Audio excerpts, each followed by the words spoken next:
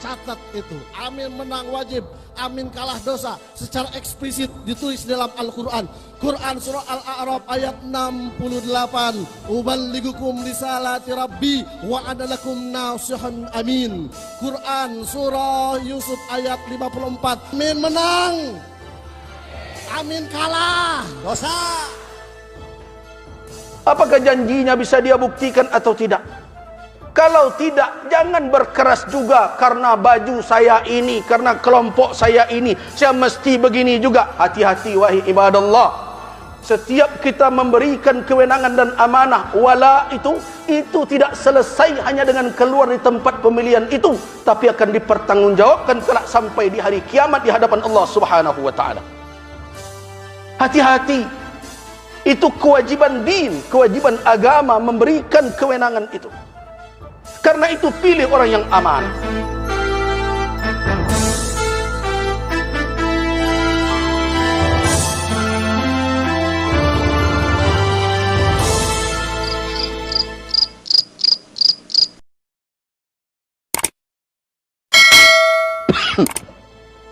Jemaah-jemaah rahimakumullah.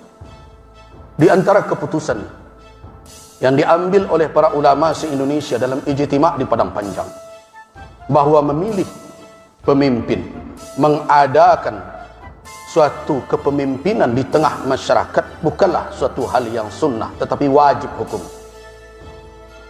Tidak boleh suatu komunitas, apalagi bangsa yang besar ini, tanpa seorang pemimpin. Bahkan Nabi SAW memberikan petunjuk di dalam perjalanan bermusafir 3 orang saja. Nabi meminta harus ada seorang menjadi imam. In kuntum salasa fi safarin falyummakum ahadukum. Kalau kamu bertiga dalam bermusafir, jadilah seorang menjadi imam kamu. Apalagi dalam jumlah 270 juta lebih, tentu akan kacau balau. Karena itu menghadirkan kepemimpinan dan adanya seorang pemimpin itu merupakan kewajiban, bukan sunnah.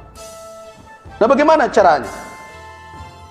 Situasi dan kondisi yang ada bahwa negeri ini memilih satu sistem, terlepas setuju atau tidak setuju dengan konsepnya masing-masing. Tapi itulah yang disepakati saat ini untuk melahirkan seorang pemimpin. Kalau kita biarkan ini terjadi dengan alasan ini tidak sesuai dengan konsep kita berbagai macam, maka lahirlah pemimpin yang sama sekali mungkin berjarak jauh dengan nilai-nilai syariat. Karena itu, pilihan hanya satu untuk saat ini. Terlibat aktif dan cerdas. Terlibat aktif dan cerdas di dalam mewujudkan kepemimpinan yang baik. Bukan berpangku tangan. Sebagai ketua MUI, saya bukan tim kampanye siapapun dan tidak akan menunjuk nama siapapun.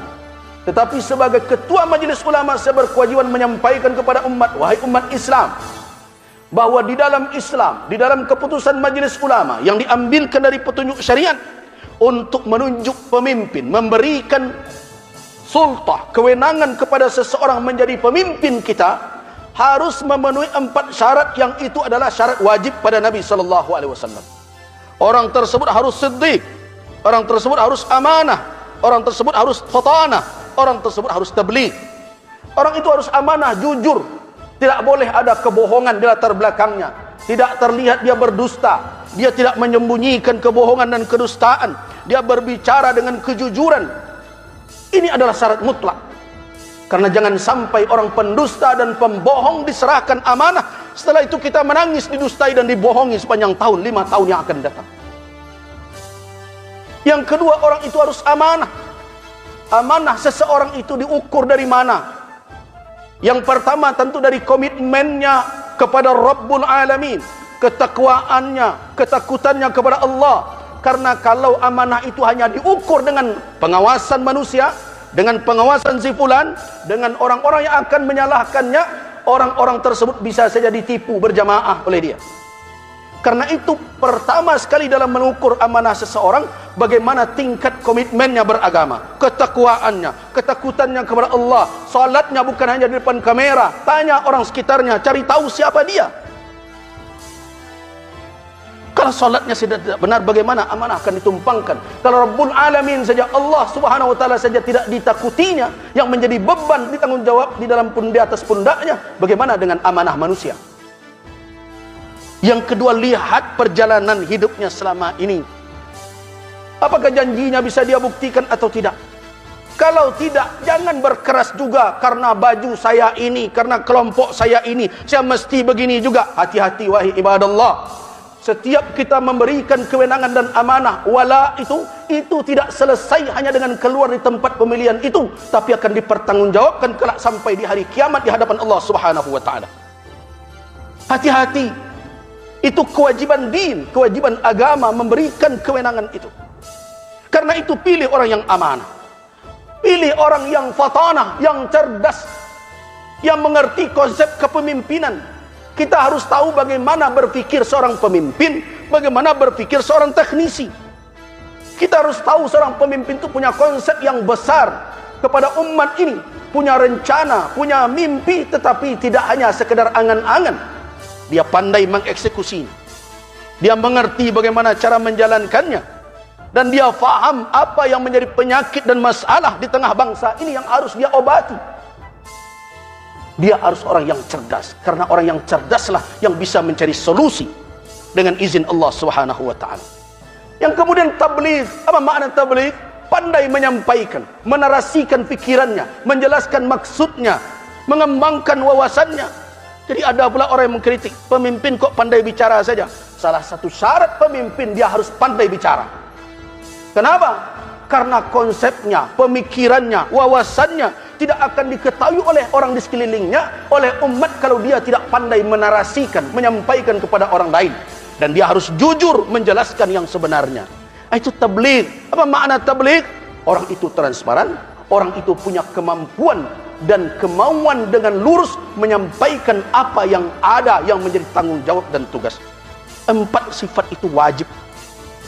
Nah, kalau ada orang yang seperti itu, di dalam fatwa Majelis Ulama tersebut, wajib memilih orang yang seperti itu. Dan memilih yang selain itu haram hukumnya di dalam Islam. Begitu keputusan. Nah, hari ini saya sampaikan, Allah Subhanahu wa taala menjadi saksi dalam khutbah ini. Allahumma fashhad, ya Allah saksikanlah. Saya telah sampaikan kepada umat di negeri ini, kita akan dipertemukan oleh Allah Subhanahu wa taala. Saya lepaskan tanggung jawab sehari ini. Saya telah ingatkan umat khusus di Masjid Muhsinin ini, kalau ada orang yang memenuhi atau mendekati standar yang itu, maka wajib memilihnya dan memilih yang lain. Padahal ada orang yang memenuhi kriteria tadi, haram hukumnya. Itu keputusan ijtima' Komisi Fatwa Majelis Ulama se-Indonesia di Padang Panjang tahun 2009. Innallaha wa malaikatahu yusholluna 'alan nabi. Ya ayyuhalladzina amanu shallu 'alaihi wa sallimu taslima. Allahumma shalli 'ala Muhammad wa 'ala ali Muhammad kama shallaita 'ala Ibrahim wa 'ala ali Ibrahim innaka Hamidum Majid. Allahumma barik 'ala Muhammad wa 'ala ali Muhammad kama barakta 'ala Ibrahim wa 'ala ali Ibrahim innaka Hamidum Majid. Allah